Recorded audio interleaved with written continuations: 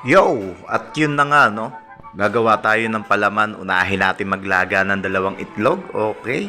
Dalawang itlog muna ang unahin natin. Habang hinihintay natin maluto ang ating itlog, ay gayatin muna natin to isang pirasong sibuyas. Hiwain natin ito ng maliliit dahil merong mga paong hindi kumakain ng sibuyas, papakainin natin ng sibuyas ngayon. Wala naman lasa. Ang lasa na lang naman nito, bigyan ko lang kayo ng idea kung ano ang lasa ng sibuyas. Matamis po siya. Hindi po siya maalat, mapakla, or what. Matamis po ang lasa ng sibuyas. Kaya, paborito to ng mga Bombay. Well, hindi naman ako Bombay, pero gusto ko talaga lasa ng sibuyas. At merong hindi kumakain ng sibuyas dito sa bahay. Papakainin lang naman natin siya. Ihahalo natin to sa ating gagawin na palaman. So, antabay lang mga boss, ano?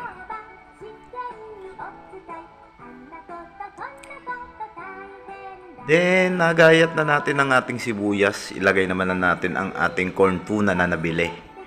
Yan, ihalo lang natin yan. At malapit na maluto ang itlog natin. Yung dalawang itlog natin, pero hindi siya maalat. Lalagyan lang natin siya ng konting alat.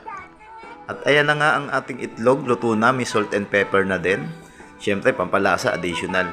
Parang naisip ko nga, lagyan pa to ng keso, pero wala tayong keso at gabi na rin, hindi na natin malalagyan to. Lagay na natin ng mayonnaise at konting halo-halo pa at okay na to. Maya-maya, ano na tayo? Tikim-tikim na tayo. Oh, ang ganda ng pagkakagawa. Naisip ko lagyan ng keso, pero sa susunod na wala akong keso ngayon eh. At bumili tayo ng burger buns. Meron tayong burger buns dito. At titikman na natin ang ginawa nating palaman. Na may halong sibuyas. Na manamis-namis. Alright. Ang sarap nito, sigurado. Damihan mo kapatid. Damihan mo kuya. Okay.